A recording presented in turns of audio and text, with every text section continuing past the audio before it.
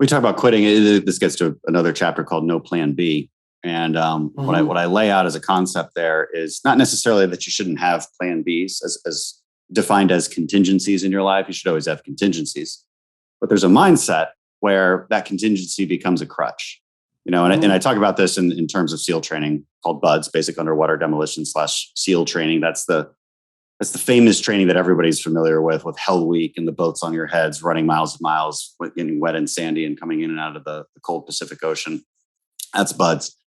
And if you go into BUDS with any other idea than you will die before you quit, then you will probably quit, because the contingency is pretty obvious. It's warm coffee and donuts. If you just go ring the bell 3 times and you say you've quit, that's your plan B.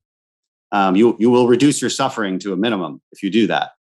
But if that is truly an option for you in your head, then you'll probably take it, especially in the face of great adversity, which this training certainly is. Yeah. And so plan B doesn't mean don't have a backup plan. It does mean have a mindset where you're going to aim higher, where you're going to aim for your fundamental purpose. And quitting is a tricky word, because really, if you quit. Changing courses, as you mentioned, is not necessarily quitting. And I point out, you think you want to be an artist, and this has been your dream for God knows how long, but honestly, you suck at it. And your talent just cannot catch up with your aspirations. And that's a reality. And if you move to something else, does that make you a quitter? I'm not sure. I'm not so sure it does. Yeah, exactly. Well, then that's just learning from experience, and I was thinking when you were talking about no plan B, I thought, oh yes, well, that's marriage, because the great psychologist Carl Jung, he thought, well, marriage has to be an unbreakable vow. Why? Because you have to be in 110%.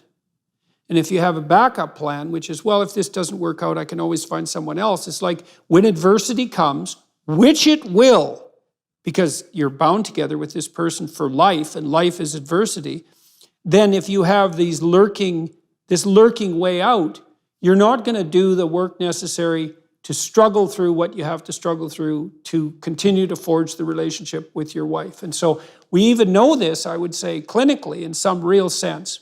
So imagine there's 2 competing hypotheses. One is, well, you have to learn to be married, and maybe you should give it a trial run. And so before you get married, which is this full 110% commitment with no plan B, you live together. And then you learn if you're compatible, and if it works, you proceed to marriage. And in that case, if that theory is right, the people who lived together before they got married would be less likely to be divorced. But they're not. They're more likely to be divorced. Really? Absolutely. And I think the reason for that is because they were testing it out the whole time. Well, it's hard to say. That's one possibility, is that people more likely to get divorced are also more likely to live together, right? So they just don't have as much respect for the conventions. But the other possibility is, well, what are you saying when you live with someone? What are you really saying? And I know what you're saying. I know what it is. It's like, I find you acceptably attractive for now, but there's some real possibility that I could do better. And maybe you could too. And if you'll allow me the possibility that I can trade up, I'll allow you that possibility. And in the meantime, we'll just exploit each other and see how it goes. It's like, well, how the hell are you going to forge a lasting relationship on that basis? Maybe it has to be something like, well, I'm pretty bloody thrilled to have you, given all my flaws, and hopefully you feel the same way about me if I'm fortunate, and let's go all in on this. Like 100%, knowing it's going to be a catastrophe, because life is a catastrophe. We're not going to step outside. We're going to make the best of this, and we're going to swear to do that, because that'll give us the fortitude necessary to actually be desperate enough to make it work. And so that's no plan B, man. And it doesn't mean you should die if your marriage happens to, well, if your partner dies, for example. It doesn't mean you're obligated to end your life or anything like that. But there's lots of games you can't play if you're not all in. It's a great point on marriage. It's funny because me and my wife, we took wedding photos on the BUDS grinder, which is sort of the central location of this hellish training that happens. And inscribed in a big plaque on one of the walls there is a famous SEAL quote, the only easy day was yesterday. Right? And it's speaking to a major truth, I think, in combat and SEAL teams, which is don't rest on your laurels. Everything before you thought that was hard, just wait till what's next. And it's just mentally preparing you for it.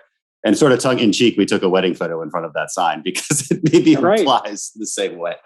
Well, it does apply in the same way. I mean, the thing about being married to someone is that you face the worst of life with them. Now, the best perhaps as well, and maybe that's dependent on how well you face the worst. But if you have a mistress, it's all parties and roses, at least in principle, because you don't have to do anything difficult with that person. You parse all the difficulty off to your poor wife, who has to bear the responsibility of the catastrophe of the children's lives and the domestic economy and the fact that she has to live with you and all the things that go along with that. So she has all that burden, and this other person is just a vacation. It's like, well, that's not a very good plan.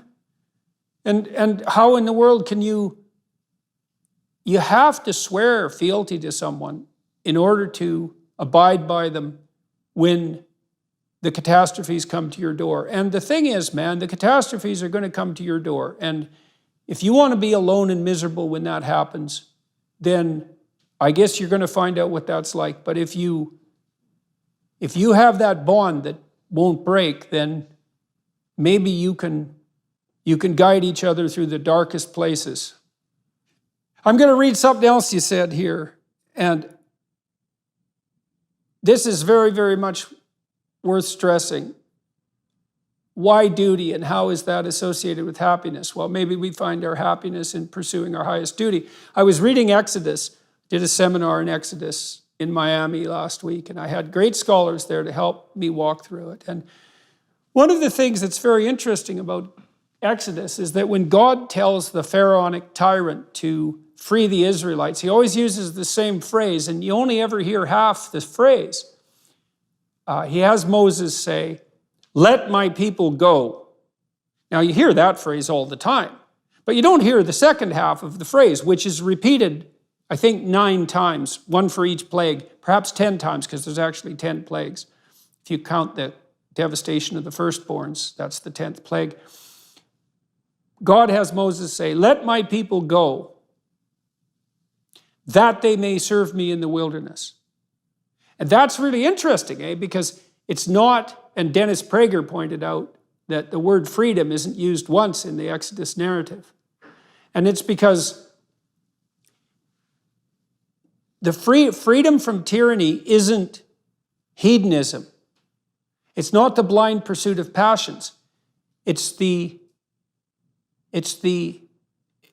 servitude to a higher purpose.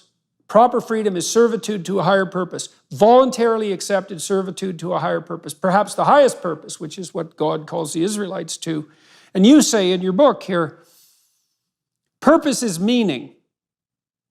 That's a hell of a thing if it's true. Purpose is meaning, especially if you find purpose in duty and responsibility, and I think you genuinely do in sacrifice. I think that's true, deeply true. Purpose is meaning, and meaning is happiness. We don't think about happiness enough, and when we do not necessarily think about it properly. Happiness is neither joy nor entertainment. It is an ontological condition fundamental to our existence as humans. It's notable that when the founders drafted the Declaration of Independence, they listed up front 3 things to which we are all entitled: life, liberty, and the pursuit of happiness.